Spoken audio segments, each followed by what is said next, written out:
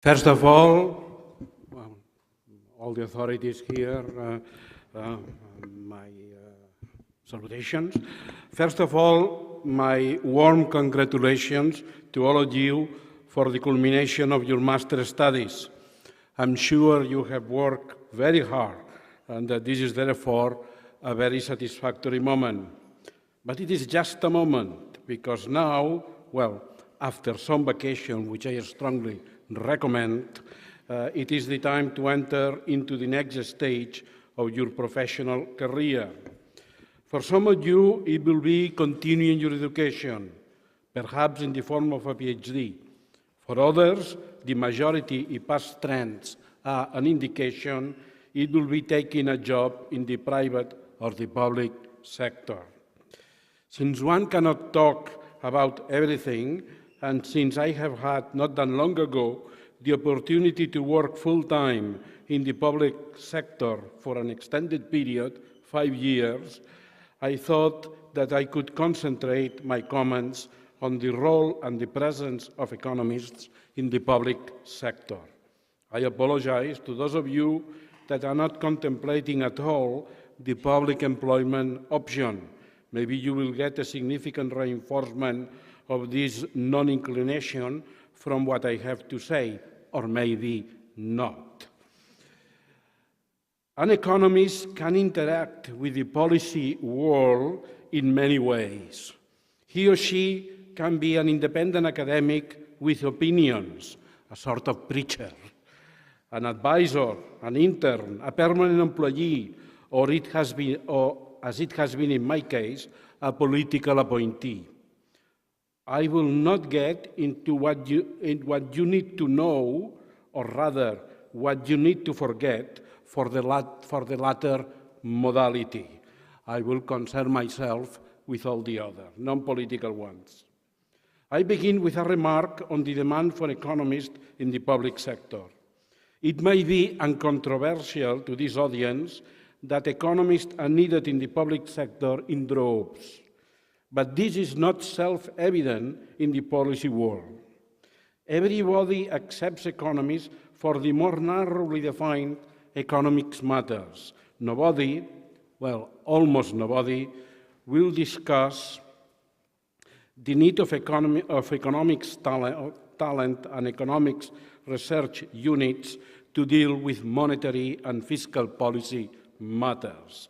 But beyond this, it depends. Nobody will discuss that the legal aspects of public works decision should be taken care by lawyers, and therefore that the Public Works Department should be well endowed with them. The same is not true, however, for economic aspects and economies. In my experience, it took me an unexpectedly long time to push through a requirement that any intended decisions on infrastructures should be accompanied of a sensible cost-benefit analysis. And even now, I am not sure I succeeded. It's on legal paper, but the political body is resistant to interpret cost and benefits as economic cost and economic benefit.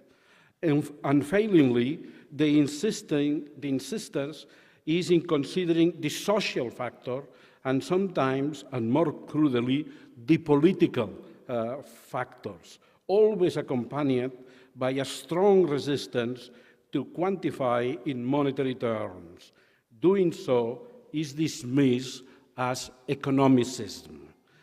The only way I found to guarantee that professional economists be essentially implicated in the elaboration of cost-benefit reports is to require that they be prepared from the finance department.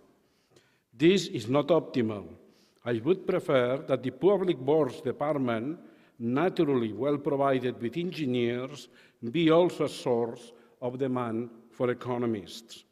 At any rate, let me believe that what logic indicates will actually happen, and that we will witness a significant trend towards an increasing demand for economist services of all types, consulting, temporary, permanent, in public administration. The room is there. I should emphasize, however, that all these that in all these national administrative cultures matter a lot, and that and I talk from my own experience. Probably in Scotland it's different. Do we have a problem in relation to the preparedness of economies for the public sector? I may disappoint you here because I have no particularly strong or revealing insights. When from the political side I look for a young economist for a full-time position, I basically wanted somebody with talent, well-trained, and with the wish to work in my organization. And from politics, I had no pretense to know what well-trained means beyond what the profession and the collective of economics schools will think it is. I hasten to add that this is not necessarily the position of the organizations I have worked for, especially when it comes to formal tenure civil service slot. In my experience, informal selection processes in the public sector, too much weight is given, on the one hand, to written and oral memory-intensive exercises based on predetermined and very slow to evolve listings of topics, and on the other, on having occupied similar positions in the past. The result is bias against young, well-trained candidates with many alternative options. It makes for inertia, and it does not facilitate innovation. In fact, the economic practice in the public sector is remarkably conservative, more than what would be demanded by the need to guarantee prudent evolution.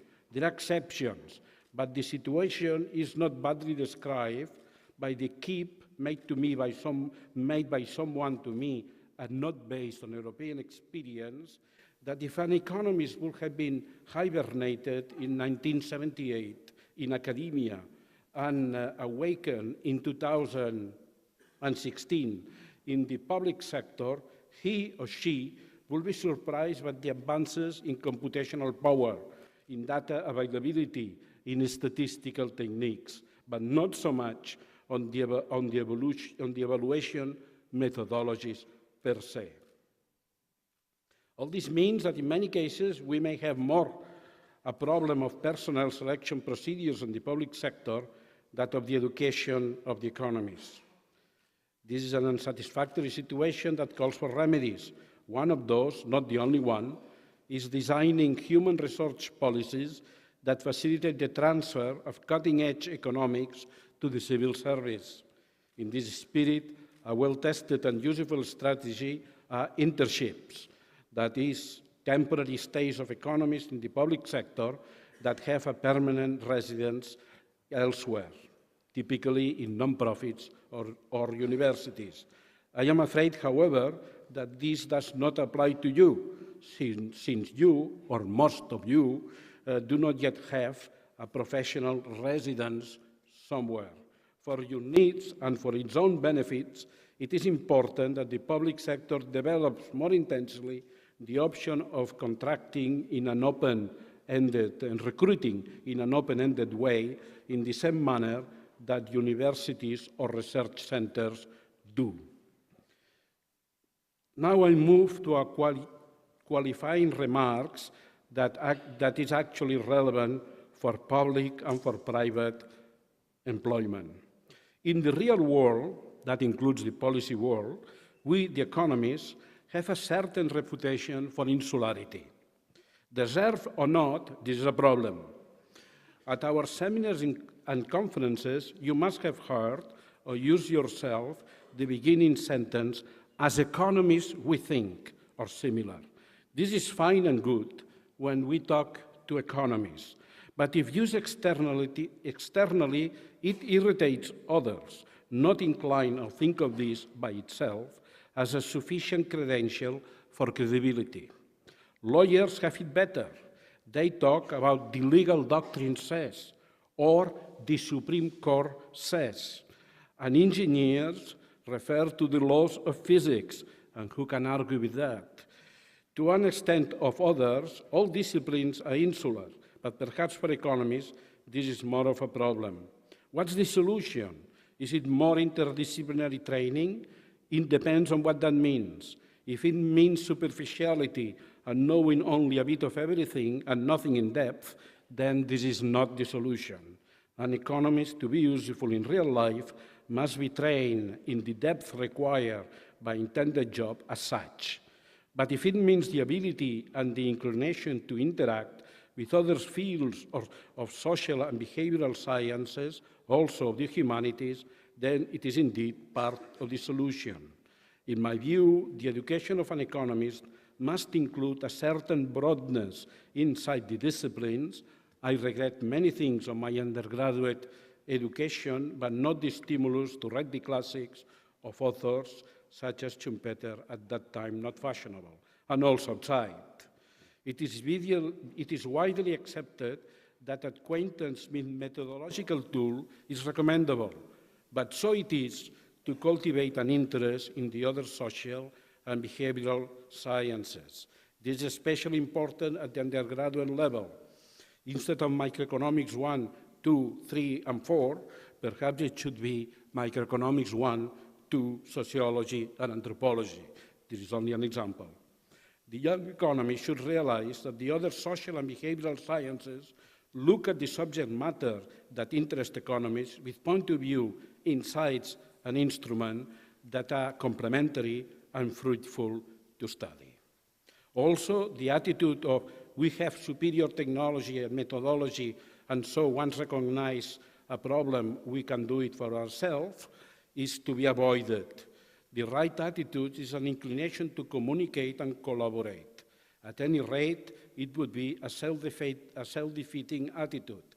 In the same way that I have argued that there may be an increase of demand for economists because economists should be everywhere in the public sector, I also think that the large organization focused in economic matters and populated now mainly by economists will tend also towards diversification.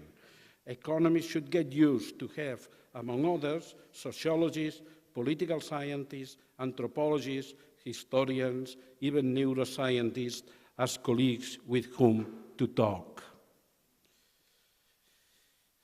Something else I learned in the public sector is that communication skills matter a lot. There are born communicators, but for most of us, there is a negligible role for training. To communicate efficiently is important. Keep in mind that the style of communication needed varies according to the receptor audience. It is different to communicate with economists, write papers in the usual way, with political appointees, write long abstracts and call them executive summaries, or with the general public, follow the model of the best media. Also, once adjust to the type of audience, you should not overestimate their familiarity with your jargon. In doubt, do not use it. Out there, they do not know or give the same meaning than us to terms such as externalities, deadweight loss, free riding, or prisoner's dilemma. Not using jargon, you may lose a bit of precision, but judicious use of footnotes or appendices can take care of that. After covering the demand side, I offer a few words about the supply of economists, again with relevance not only for the public, but also for the private sector. I am approaching the end. Indeed, at the broadest level, that of the availability of university graduates, including masters, I do not think that there is a problem specific to service in the public sector. I have already expressed the opinion that the ideal public sector must aim at recruiting the most well-trained economists, letting the definition of what this means, but not the selection of candidates, in the hands of the higher education system. I leave matter at that, although I am well aware that the debates in the universities around the world on what constitutes a good economics education rage, as they raged, by the way, when I was a student 50 years ago. Referring to Europe, I would say that one difficulty present in the European higher education area is the inclination to premature specialization at the undergraduate degree level. The trend was there before the establishment of the Bologna system, but I feel that it has accelerated with it. Instead of a structure of bachelor degrees with majors, the American model, we have an inordinate amount of entry points leading linearly to exit points.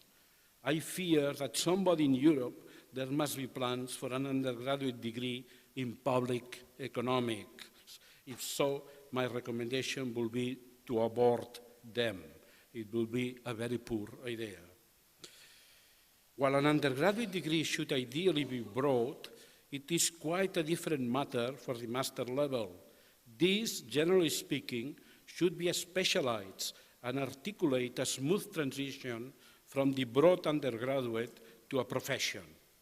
Again, in Europe, the Bologna process has heavily impacted this level.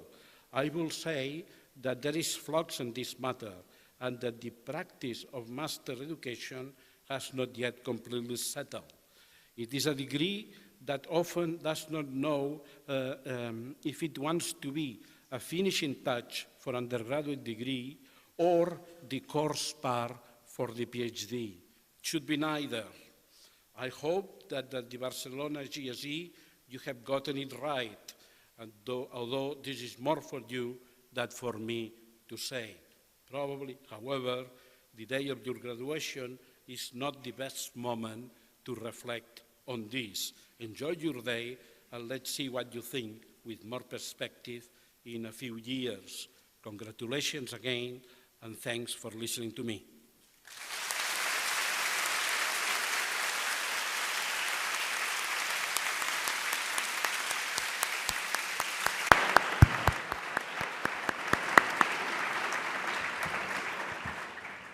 Thank you, Professor Mascolell. I give the word to Josep Lluís Martí, Professor and Vice-Rector, Universitat Pompeu Fabra. Thank you. Academic authorities, class of 2017, families, friends, guests. Today is a day of celebration and joy for all of you. It's a day to feel satisfaction and pride, a day to breathe. This is not a day like any other, it's a special, it's an inflection day. Not the first, and certainly not the last inflection point in your life, but one of the most special, probably. I can feel your enthusiasm and excitement, and that's why I'm very happy to be here, listening to those thoughtful words by Professor Mascolell and sharing this important moment with all of you. I speak to you in representation of Pompeu Fabra University, and I would like to tell you very quickly just 3 things.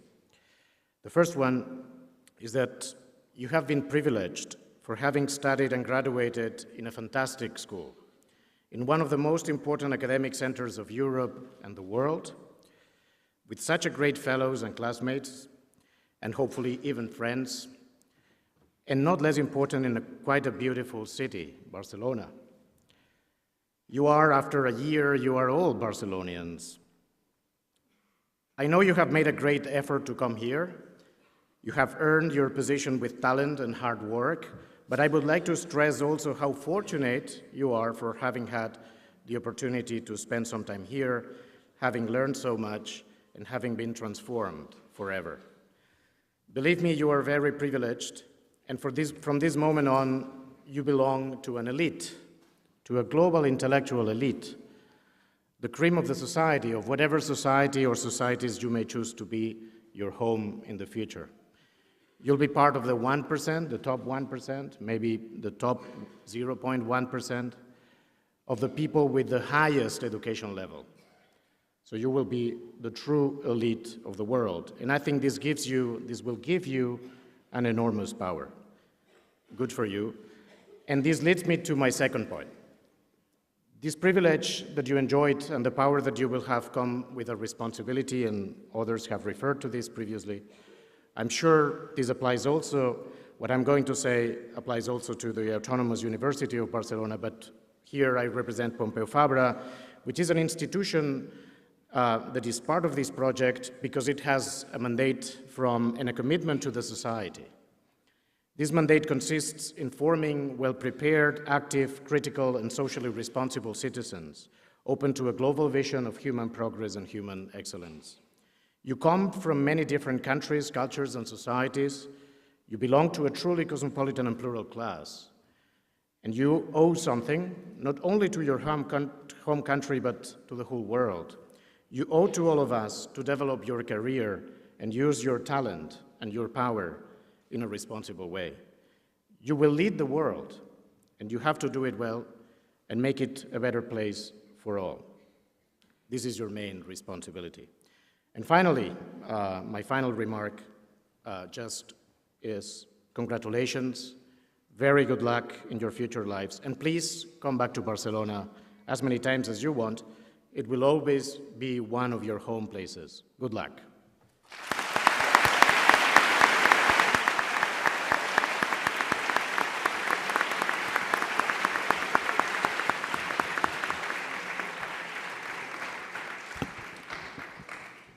Professor Carles Gispert, Vice Rector, Universitat Autònoma de Barcelona. Thank you. Good afternoon, students, authorities, families, professors, everybody. For me, it's a privilege to have the opportunity to participate in this event, an emotive and celebration event, and do it as the institutional representative of Autonomous University of Barcelona. We are delighted in our university to collaborate in this great and ambitious academic project, as is the Barcelona GSE. But today is your day. Today you celebrate that you have finished a very demanding and strict master studies, and you have completed it with success. According to the decision theory, and you probably know, it's important to correctly evaluate the different options and choose one of them using a valid and scientific criteria. This was what you did when you decided to enroll in a Master of Barcelona GSE, and I assure that you took the right decision. Now, if you look back, you are different from the boys and girls that you start. Today you are more mature, more trained, more open-minded, more competent. You have completed a prestigious degree. You have acquired a high-level education. This will always remain inside you and will help you to fit in a world that changes faster and faster. Will help you to have criteria, to better evaluate your decisions and to progress individually as a professionals. You already know that the job market is there and the beginning is often complicated, needs sacrifice, but all of you have a strong foundation. You are strong people. And everything that you take now from this institution will remain with you for the lifetime. You will hold high-level positions in companies and institutions. You will help to generate wealth, knowledge, and to improve the world. This is a huge responsibility. Many people will trust you in your opinion and in your leadership. I am sure that you'll fulfill the expectations of the society.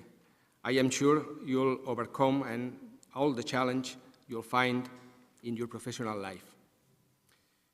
You are many people and come from many different countries that you have met sharing a mutual goal. You have worked together, you have fought and suffered and enjoyed together, and this connect and link a lot. We encourage you to keep in touch and feel part of a community that will always welcome and pay attention to you. Finally, and again, congratulations for your success completing this degree in a very special date, the 10th anniversary of the Barcelona GSE. Good luck and be happy.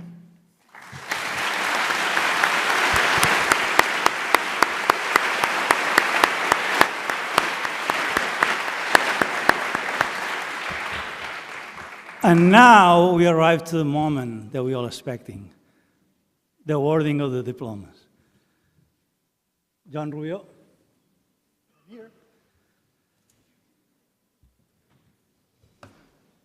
This is the moment, eh? Students, yeah? This is what you've been waiting for. Yeah?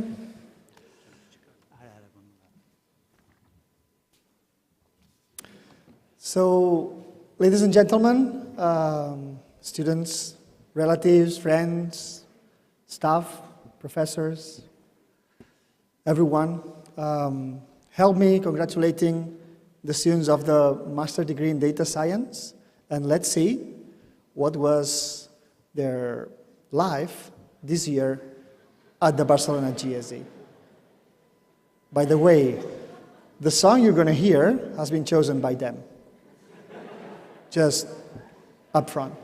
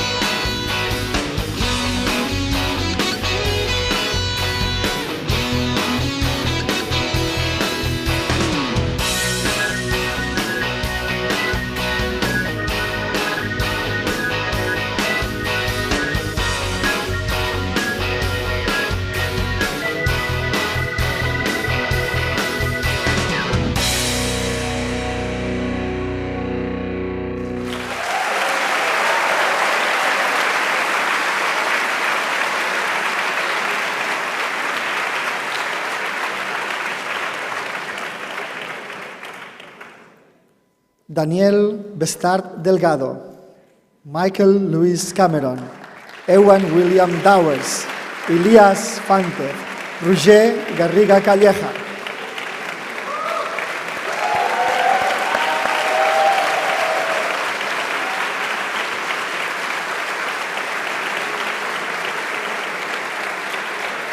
Hans Peter Holwerth, Veronika Kiushukova, Robert Tiarco Lange, Akil Lohia, Javier Mas Adell.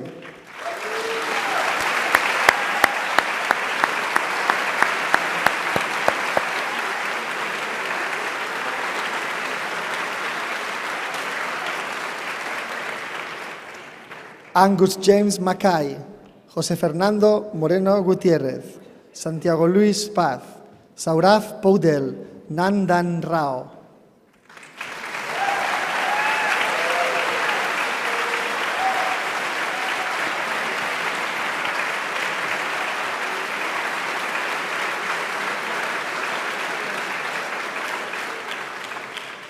Carlos Isaac Rodríguez, Laura Román Canal, Viviana Andrea Rosales Salinas, David Robert Rosenfeld, Iván Vallejo Vall.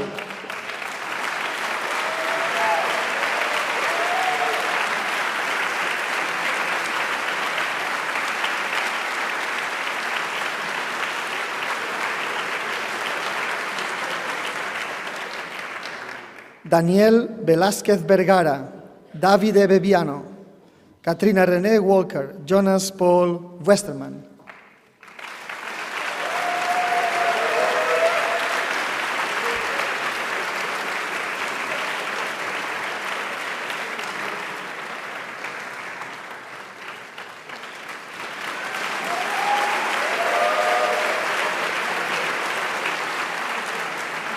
Thank you, data science.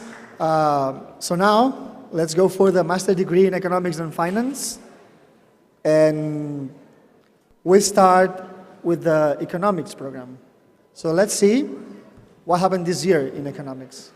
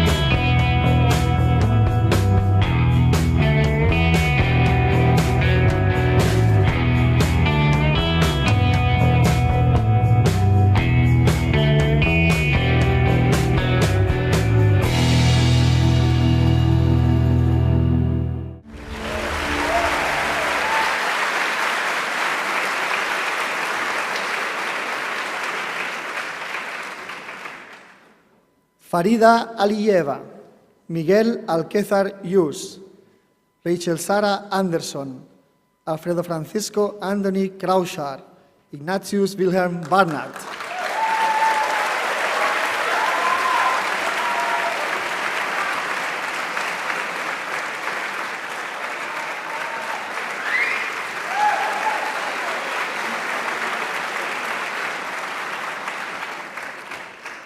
Lawrence Michael Berch, Conrad Bertés, Alexander Bolves, Carlo Alessandro Borella, Gabriel Bracons Font.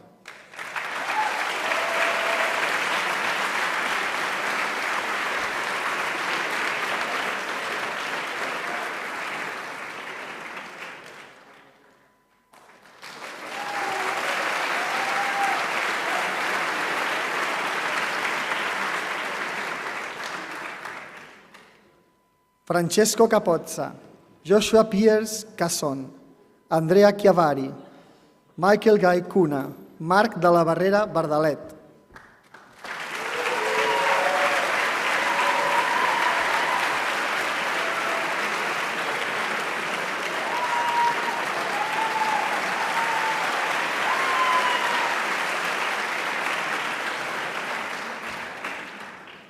Paula de Souza Leao Spinola, Moritz Degler, Rishaf Devnani, Ana Valeria Díaz Chávez Rey, Magdalena Domínguez Pérez.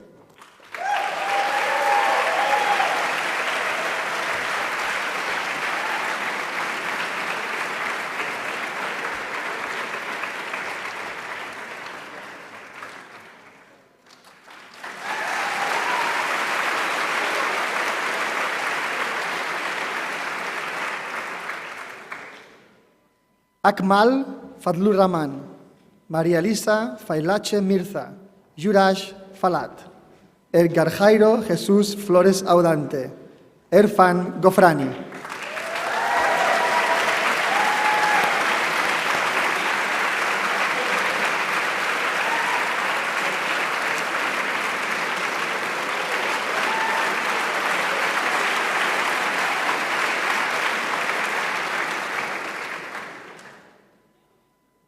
Andrea Greppi, Saga Gudmundsdottir, Samuel Andrea Hayden, Olafur Heidar Helgason, Dorian Henricot.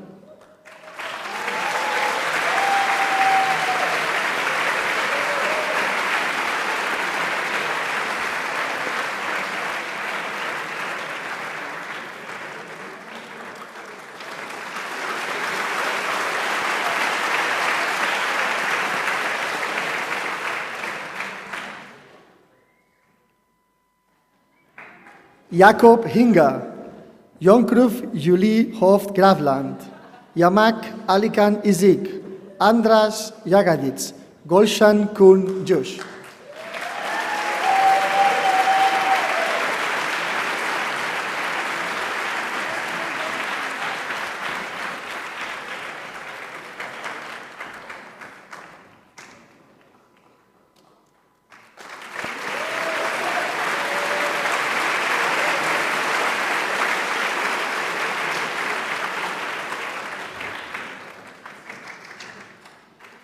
Shengwei Demasko, Navni Kotari, Tori Kreinbrink, Moritz Leidner, Cristiano Mantovani.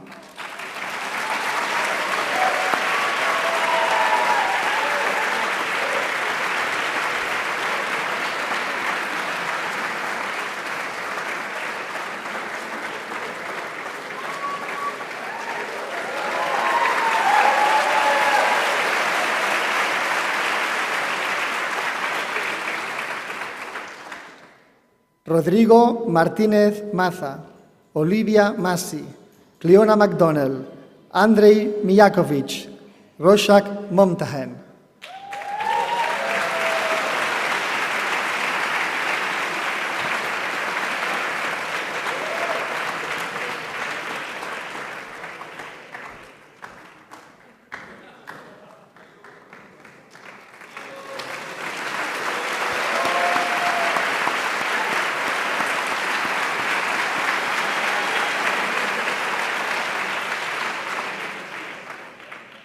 Maurizio Mostacci, Manuel Augusto Paredes Meza, Pietro Patelli, Pedro Víctor Coelho, Sergio Ventura Pirla López.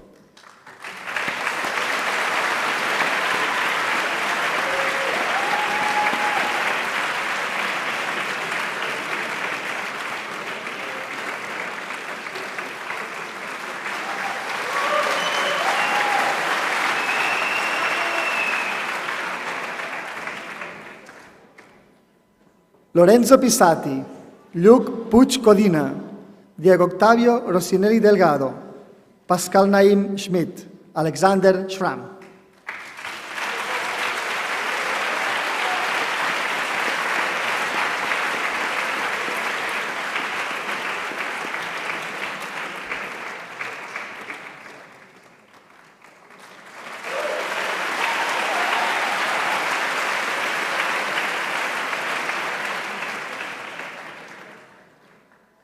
Eva Sotosek, Yan Rong Tan, Tito Tuni Gachuhi Tibi, Benoit André Tramontini, Miriam Venturini.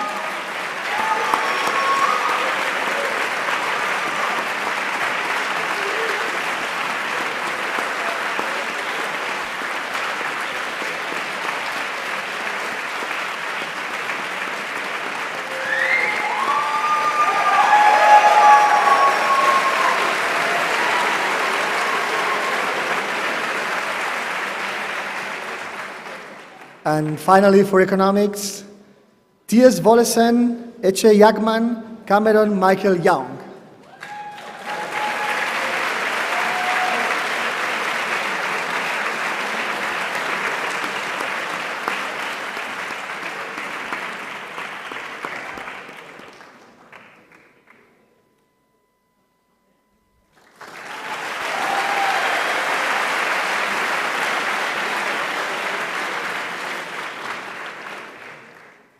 Thank you very much, economics program. Congratulations.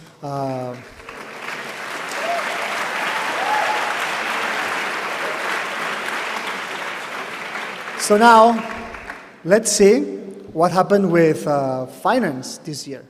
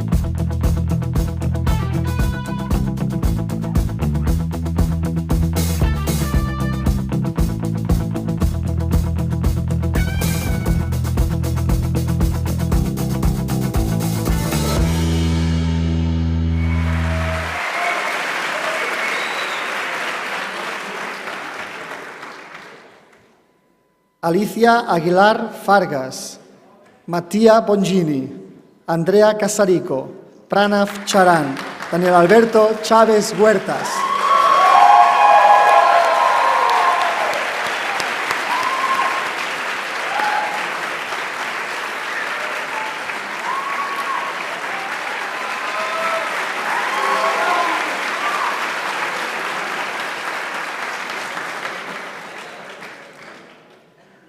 Andrea De Martino, Joana Espona Viñeta, Alberto García García, Inga Gogititze, Pablo González Domínguez.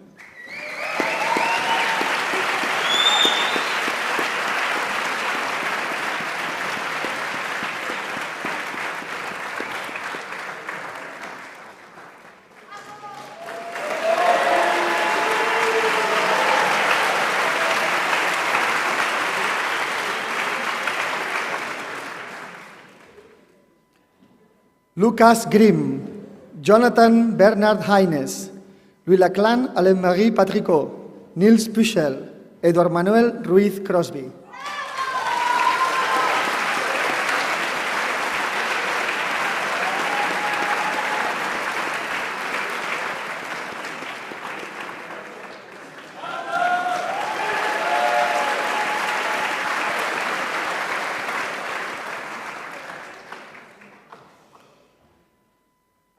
Daniel Schmidt, Roberto Stagni, Taylor Eden Tackett, Alisher Uratzvekov, Michael Cornelis Vandenberg.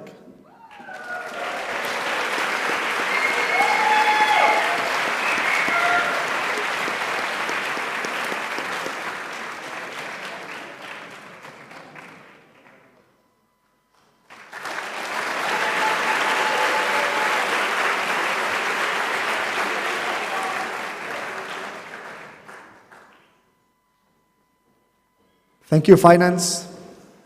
Congratulations as well.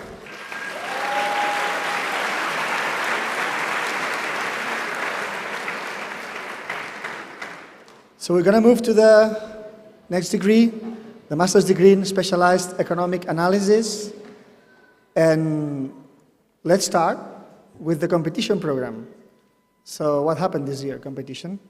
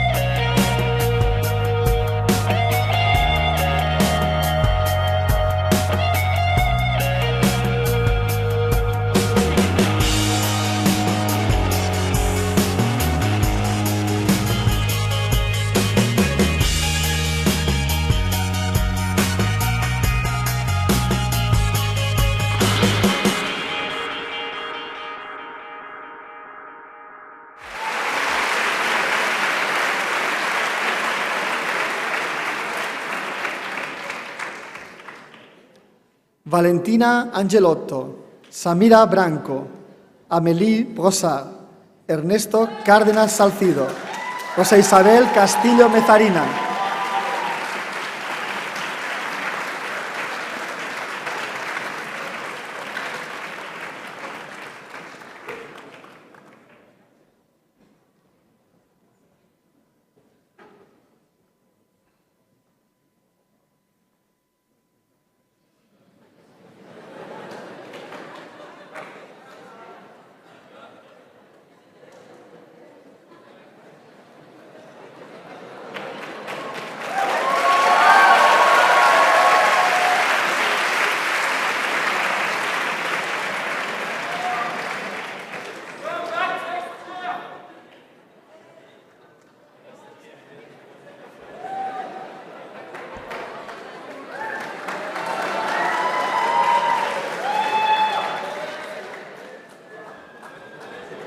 This was prepared, I promise, this was prepared. Promise, this was prepared. Just say hello to the cameras for 2 minutes.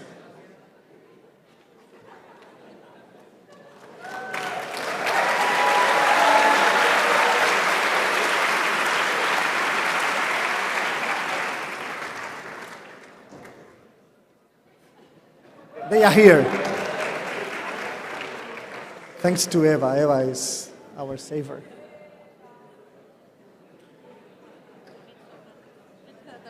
Right.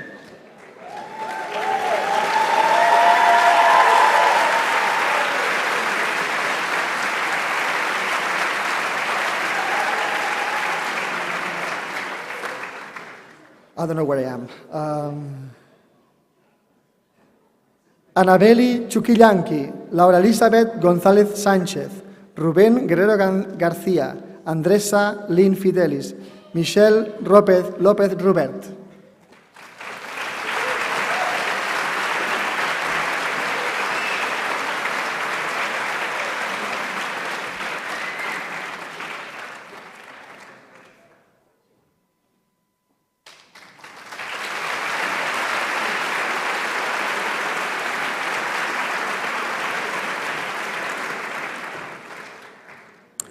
And finally, for competition, Natalia Losurdo, Lisette Martinez Nagore, Zineb Ortash.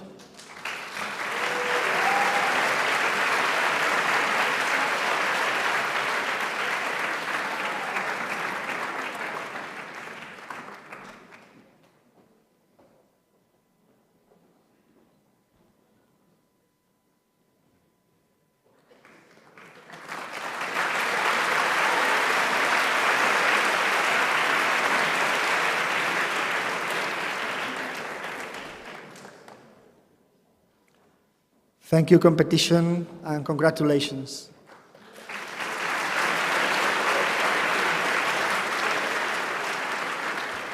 So after competition, we're going to talk about public policy program. I hope we have them ready. I think we have them ready. So let's see what happened with the EPP program this year.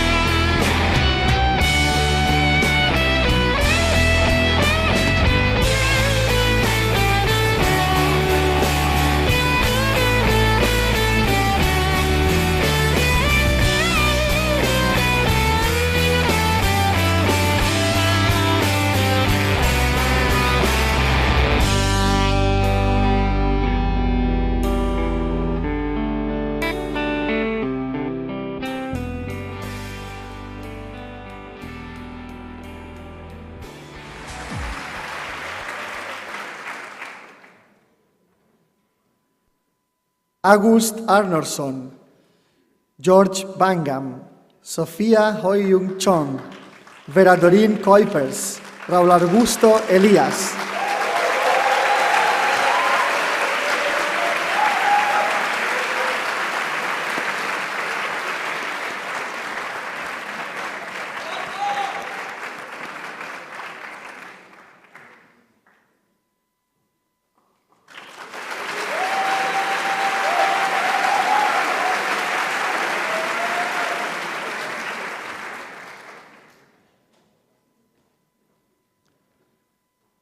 Anna Gerdi, Tania Elizabeth Guerra Rosero, Ana Stephanie Mercedes Hermosen, Rim Mesrawa, Nureldin Atef Ahmed Musa.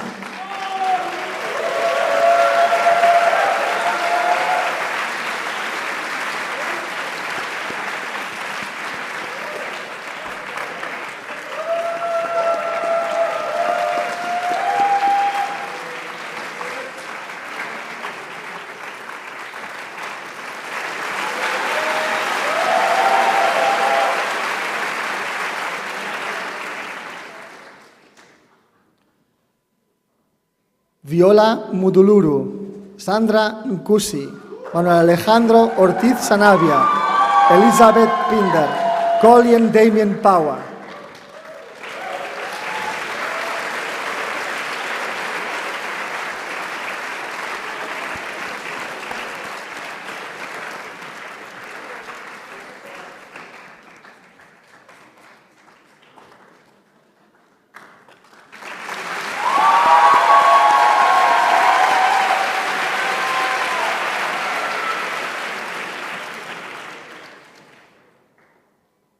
Víctor Quintanilla Barbosa, Zabdiel Ruiz Ortiz, Elena Torres Aguilar, Sonia Turrero Hernández, Laura Vargas Rueda, Elliot Otto Weiss.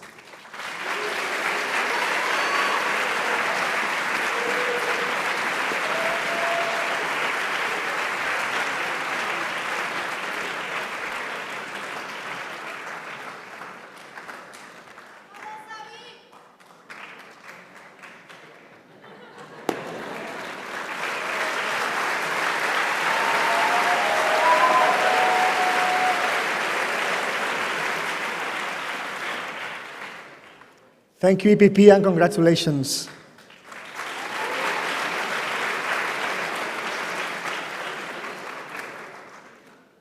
So, next program, International Trade, Finance, and Development.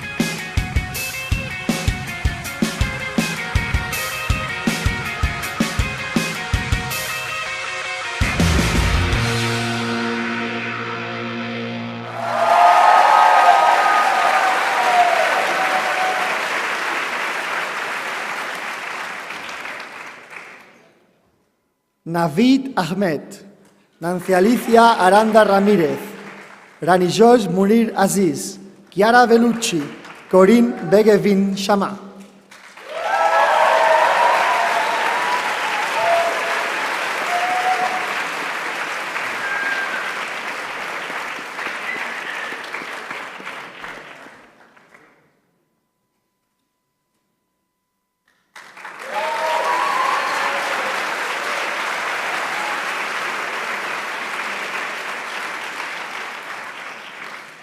Cox Bogarts, Caterina Capecci, María Alejandra Carias Álvarez, David Ching Vindas, Chavepeta Alphonse Dikov.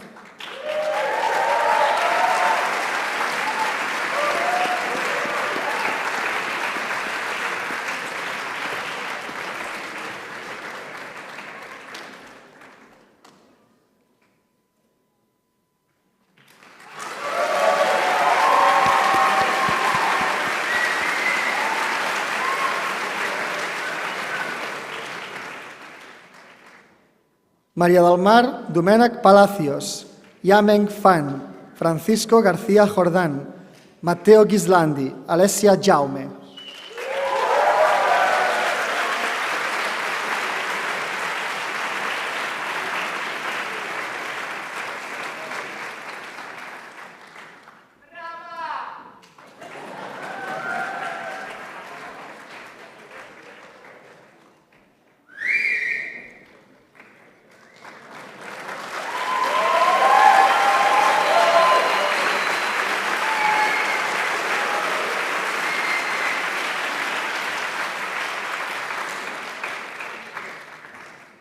Marta Guasch Rossinyol, Swasti Gupta, Michelle Hamel, Félix Andrés Jiménez Cieza, Deli Ke Wang.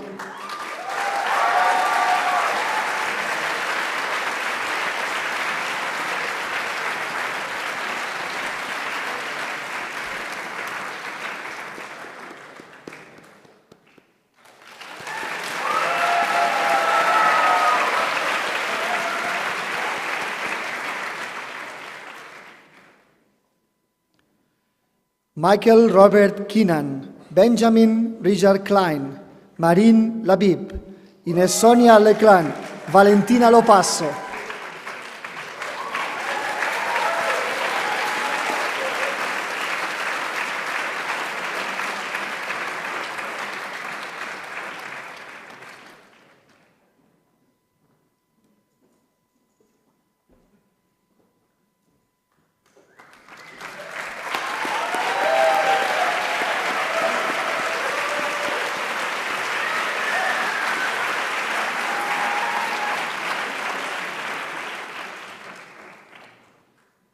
Mia Kim Maceda Veloso, Eva Jennifer Martí, Shirak Mehta, Pedram Moetzi, Carlos José Molina Bolcius.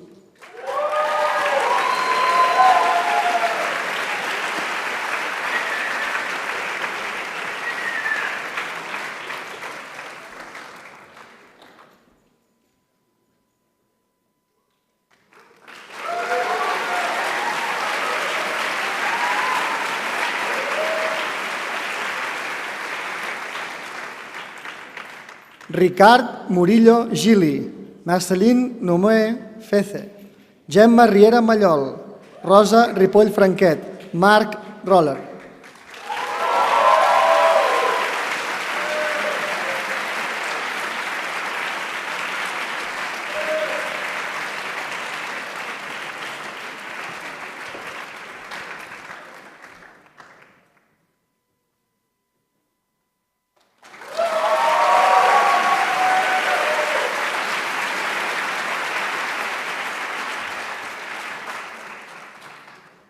And finally, Leire Santa Fe Lerga, Alena Sokolianskaya, Chiara Subrizzi, Hala Tarabai, Praveen Kumar Vipi.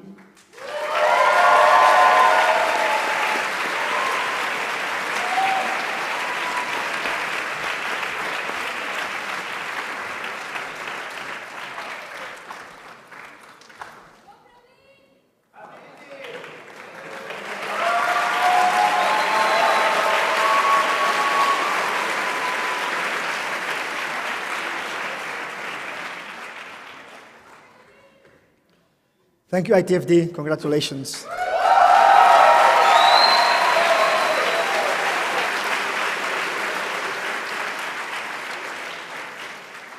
So we're about to the end. Our last program is the macro program. So let's see what happened with the macro program this year.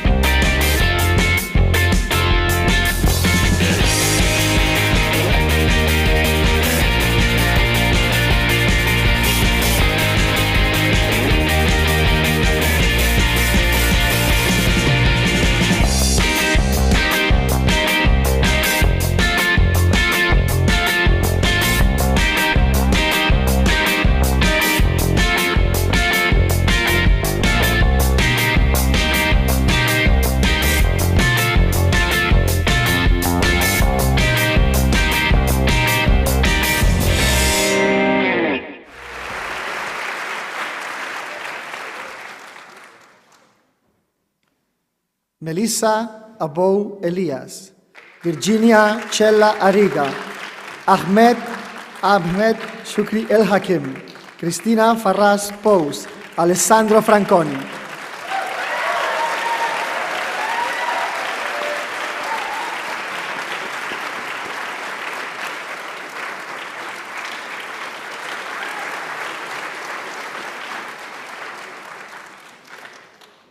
Skander Garchi Casal, Serkan Cocabas, Italo López Guerrero, Cecilia Mariotti, Ignacio Martínez Urios.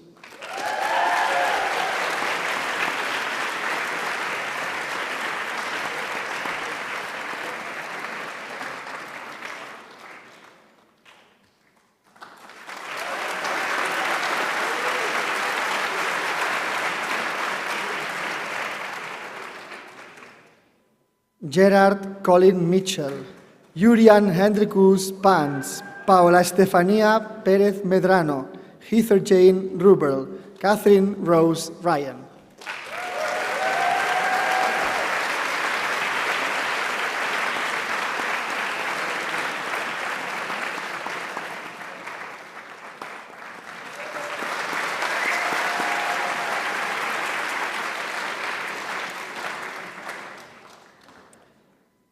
And finally, Naim Saleh, Anka Corina Stoyan, Valdrin Tahiri, Lara von Holst.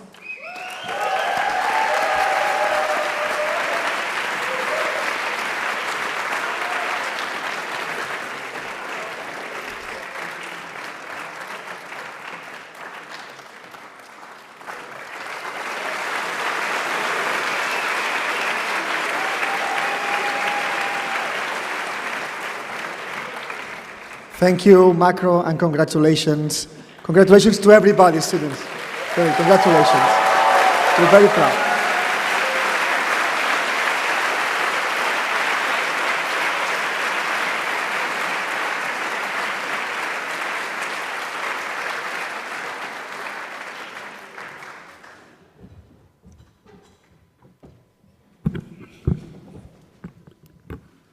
Well, that was great. Congratulations. And now I want to welcome you. You are now alumni of the Barcelona Graduate School of Economics. Congratulations.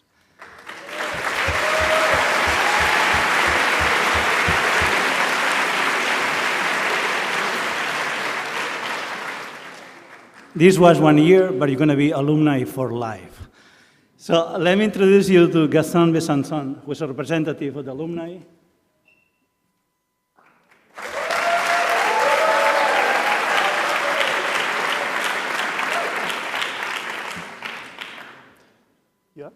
Okay, great.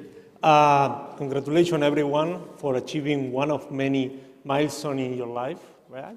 So I remember being 2 years ago here, right, back there, where the first cohort of data science was back there. Let's do some exercise, right? Please, look to the person to your right or your left, right? That brother or sister in arm, right? And smile, because that's kind of a Kodak moment. This was for us back then. I assure you that this is the same for you. We were like in a frame, in a picture, between two adventures. Finish the master, right? You finished, and starting something new, either a new job or pursuing a PhD career. So while I was thinking what to tell you, like as colleagues, alumni, I tried to remember the many graduations that I've been my own, family, and friends. And what could only recall, or was the common denominator, was that I could recall clear and to the point messages from each speaker. And that's what I'm trying to do right now. So I was thinking to share with you something that I was planning for my kids when they grow, that is 6 recommendations for career path. It's a list, super quick. I'm not going to take more time from you. It's an open list. You can append it. You can remove things. I'm probably gonna, because he's not turning 18 yet, so I could. But I wanted to share, right? We share pictures in Facebook. Why don't share things from the heart, right? The heart is an amazing place. Little data, all variables are correlated, and a lot of wishful thinking, right? So here I am talking to you guys from the heart, and let's see, right? So first, what are you going to start right now? Again, going back to the job market, starting a new job, or pursuing a PhD career, is not a 100-meter race, right? It's a marathon, so we need to chill. Don't expect for instant gratification, right? Don't take shortcuts. Be honest, because my parents always told me that honest is really good business. You have little competition. So, first advice. Thank you.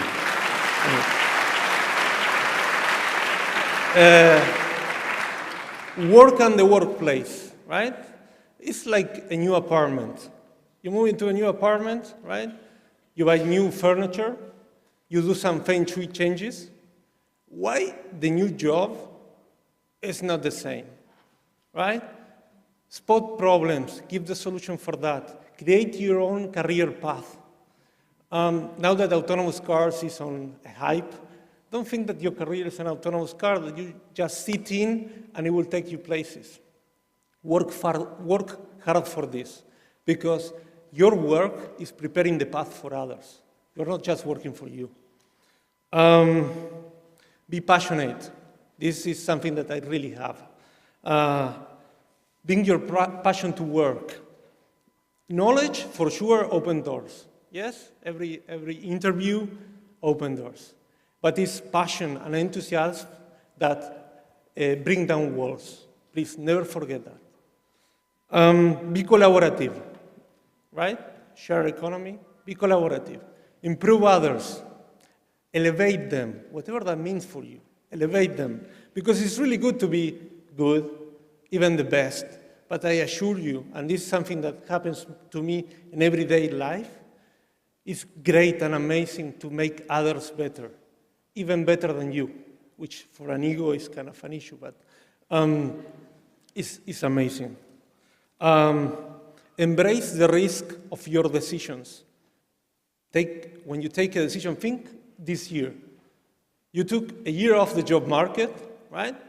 Many of you come from more than 10,000 kilometers. You set aside a lot of things, family, friends, and that was your opportunity cost, right? When you come into a new decision, maybe a life-changing decision, think about the due diligence that you did for this master, and think the success that you achieved. This is success. In whatever measure you want to give it, this is success. So think about that decision process when you are into a new, going into taking a new decision that involves risk. And finally, yes, that's a 6. And this is one super hard for me, so I don't know for you if it is the same. Look for a balance between your personal life and your career. Super hard. Super hard. Thank you.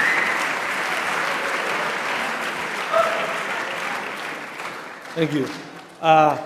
I'm still learning. I have amazing teachers, my wife and my 2 kids. You will have your own, for sure, but never forget that. Try to find that balance, okay? And this is the list.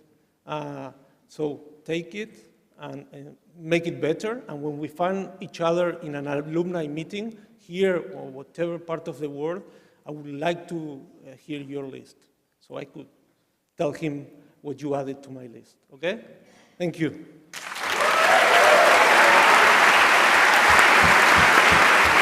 Thank you, Weston.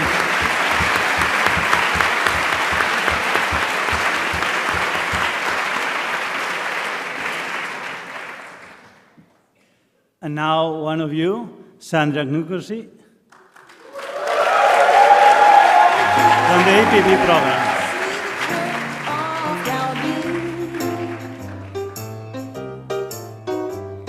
I also want to be by the Mediterranean Sea,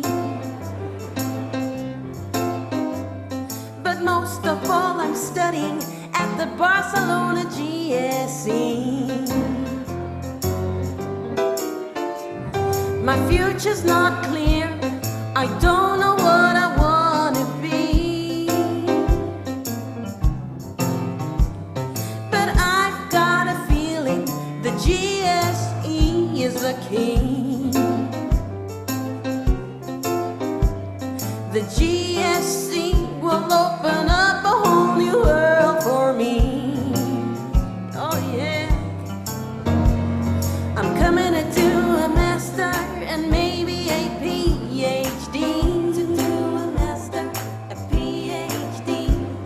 The Barcelona GSE will set me free. For Andreu, this was his special baby. To join the UPF and the UAB.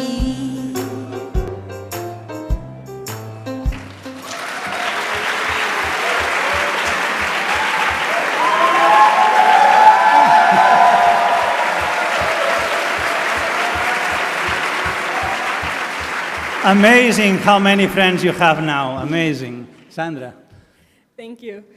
Good evening. My name is Sandra, and while this past year I've served as a student representative for the Economics of Public Policy program, today I'm very happy to stand before you representing the 2017 graduating cohort of the BGSC.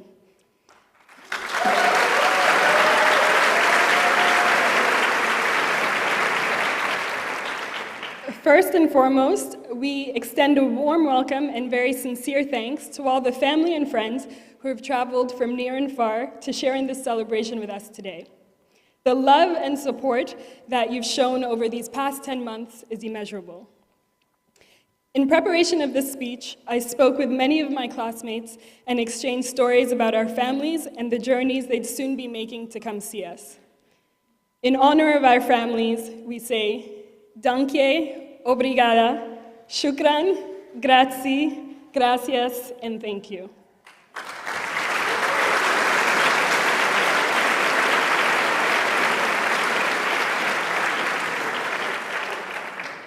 To the faculty and staff of the Barcelona GSE, we thank you as well for the opportunity to be gathered with students from all walks of life, united by their shared passion for economics, for the ability to learn from such distinguished professors and researchers in the field, and for the hospitality shown by both the Universitat de Pompeu Fabra and Universitat Autónoma campuses. Finally, we extend a thank you to the great city of Barcelona for allowing us to call it our home. For many of us, when we first arrived in Barcelona late last summer, we took a walk down by the beach and we were mesmerized. One by one, the vision bubbles began to form above our heads as we imagined the very many weekends we'd spend swimming through the waves of the Mediterranean Sea, all the afternoons that we'd enjoy hiking through the peaks and valleys of the Spanish Pyrenees, the many exclusive clubs we'd get into worth the wait in line all around the block, and oh, how we would gaze at all the stars from atop Mount Tibidabo. And then reality hit.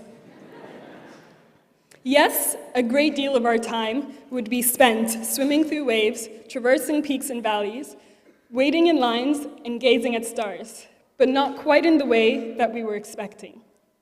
We combed through waves of survey data, hoping that our question of interest was consistently asked throughout them all in support of our research question. We optimized our utility by reaching the peaks and valleys of our economic functions and equations. We formed lines with our IDs in hand to get into the library on weekend mornings during peak study season. And the stars. We learned to wish upon those little stars of significance after each model that we ran.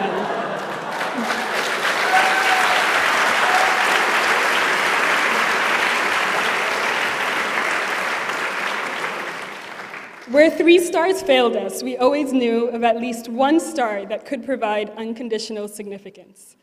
Una estrella muy fría. This year, the BGSC is celebrating its 10-year anniversary, marking 10 years of learning, excellence, recognition, and above all, community. The one thing that I was struck by the most when I first arrived at the GSE was the great sense of community that you can feel, whereby I expected to see other students ruthlessly competing against one another. Instead, I saw collaboration and assistance. We adopted the Raljan approach to social welfare, which meant that we were only as well off in terms of our abilities to cope with such demanding programs as the least well-off student. We learned to shine a light on each other's strengths and offer a helping hand to overcome our weaknesses. At the start of the first term, there were 3 main questions that we'd ask each other. What's your name, where are you from, and what program are you in? This left us very intrigued in our differences. By the second term, we had found our similarities and bonded over questions about classes and assignments. By the last term, we had become one big homogeneous cluster, and we could anticipate each other's needs just by asking one-word questions at a time. Coffee, lunch, food, library? We reveled at every opportunity to meet with our fellow classmates, to practice a new language, discuss foreign affairs, catch up on life, or simply share a cold and juicy sangria on a warm afternoon. There were times, however, where our program colors clearly showed. Hell hath no fury like the economics program losing a competition. It's hard to forget the creative, see threatening, signs held up by the economic program at the futsal tournament. Yes, some of their members may have won the recent volleyball playoff, but rumor has it that there was a great assist from one of EPP's very own. But without a counterfactual to isolate the effect of that one player on the victory, we can't really be sure. ITFD lived up to the international in its name, logging miles and miles of travel and allowing us to live vicariously through their photos that they shared on social media. Despite this, though, they were not the most traveled. That honor goes to our dear colleagues from the macro program, who traveled daily to the wondrous island of Beatera,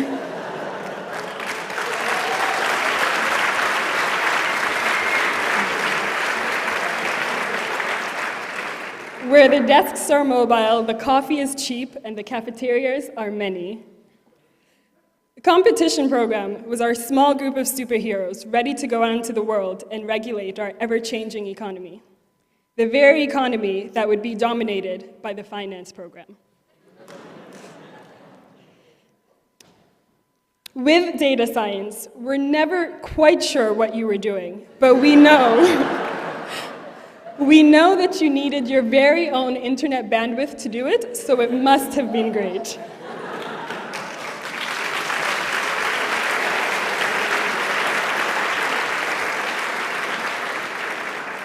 And finally, EPP, the best group of people to have ever been assembled. And I say that with no bias whatsoever. Jokes aside, at a time when the world seems to be pulling further and further apart, the GSE has managed to foster a diverse environment that boldly stands for togetherness. Whether finance, economics, macro, competition, EPP, ITFT, or data science, today we join the ranks of the BGSC alumni community. Among us, we have the next generation of leaders and changemakers who will excel in their respective fields. Future CEOs, politicians, Nobel laureates, diplomats, businessmen, and who knows, if we're lucky, maybe even an Instagram influencer. While it may say Barcelona in its name, the BGSC continues to grow through its alumni network spread all across the world. As Gaudi once said when referring to his great work, what must always be considered is the spirit of the work, but its life has to depend on the generations it is handed down to and with whom it lives and is incarnated. Congratulations to the class of 2017.